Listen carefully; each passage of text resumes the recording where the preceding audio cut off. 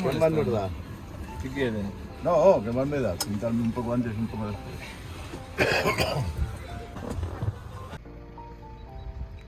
Llegamos al Parque Histórico del Navia, Castro de Coaña. Lo subían por aquí. Chapacuñas. Sí. ¿Se llama Sí. esto? ¿Y qué es esto? Una bañera. Características especiales. Primero, se ha producido ya el abovedamiento del mismo, cosa que antes de la llegada de los romanos no conocían. Por tanto, tiene que pertenecer a la época romana. Segundo, la anchura del muro es excepcional. Los muros veréis que tendrán como unos 60 centímetros, este tiene por lo menos el doble, o sea que tendría unas características especiales, aunque fuese de uso común.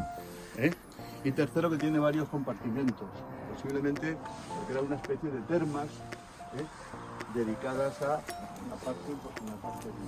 Ese oro se concentraba aquí y cada cierto tiempo se sacaba por la escuadra del Cantábrico, por las planas romanas.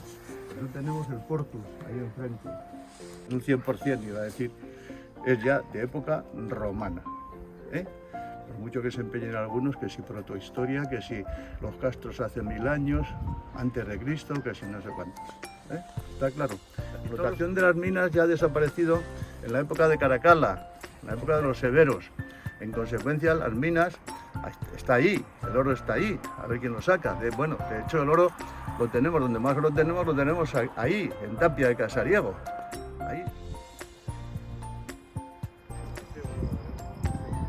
¿Quiénes habitaban aquí? La primera cuestión que se nos plantea. La inscripción más próxima que tenemos está en Vegadeo, que es una inscripción de los albiones, que eran una población galaica. Los romanos, cuando llegan aquí, lo que ven es que hay gente que vive de una forma y gente que vive muy próxima a ella, pero no son iguales. Entonces, ¿qué pasa con Asturias en época romana? Pues no eran todos astures, no, sino que del Sella para allá eran cántabros, que tenían otro centro y que van a tener otro centro administrativo, que va a ser Clunia del Conde. Entre el Sella y el Navia, más o menos, eran astures. Navia más bien el bacanero que el Navia. Y del Navia hasta Leo eran galaicos. No todos los edificios contaban con habitabilidad. O sea, las personas que vivían en el castro no vivían en todos los edificios. Por ejemplo, este edificio tendría que tener un sentido especial. No se sabe cuál. Si de recogida de los productos que después consumían, porque era una sociedad bastante comunitaria. Hasta la llegada de los romanos más.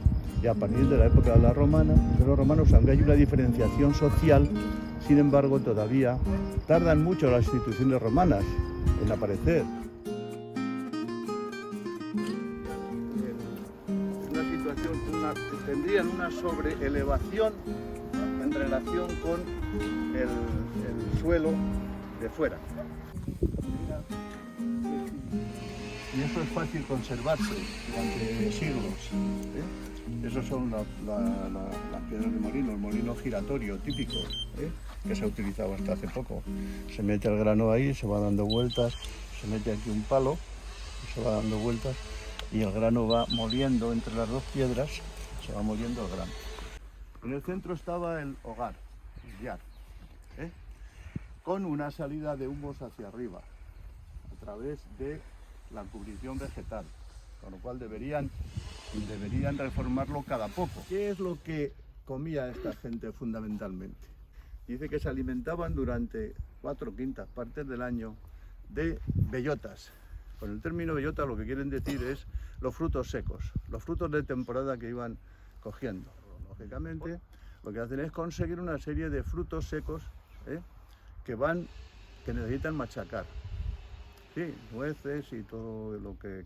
Una piedra, tú estás machacando, consigues no sé qué, y a una distancia, pum, pones ahí en el hogar para que se haga lo que sea, una torta, una tarta, lo que sea, ¿no? Que sería el alimento fundamental. Y de ellos se han encontrado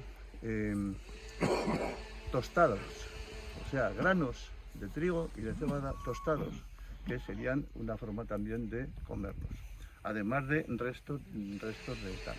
Pero también restos de carne, paleontológicos, o sea, huesos, porque se le dieron muchas interpretaciones, que si aquí ponían las cenizas de los muertos, porque eso sí, no hay ninguna zona dedicada a cementerio, que si tenían un sentido religioso, hombre, lógicamente las cenizas de los muertos las vas a tener ahí pisándolas y pasando por encima de ellas, ¿no? Digo yo, un respeto, que en ese sentido sí parece que tenían un respeto por la gente mayor y por los antepasados, como en Sanchuy, que han llevado ellas a base de estas escaleras.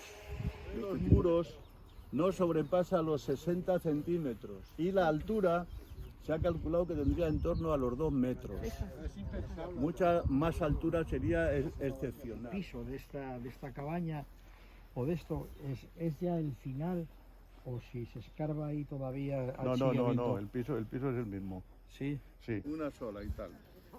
Y luego dejar soltar el líquido abajo. Aquí celebraban el concejo.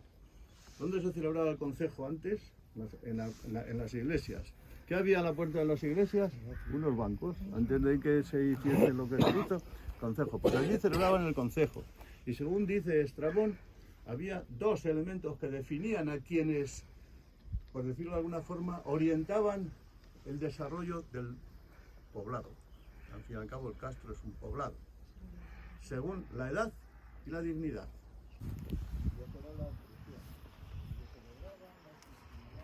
¿Dónde están las legiones establecidas? Al otro lado de la cordillera. Aquí no hay indicios de que haya ninguna legión. Pues ellos lo que veían era que salía el sol como hoy, que eso les venía muy bien. Y que llovían, y eso también les venía muy bien. Por tanto era una religión naturalista. Una religión naturalista por un lado y astral por otro. Es decir, el culto a los astros.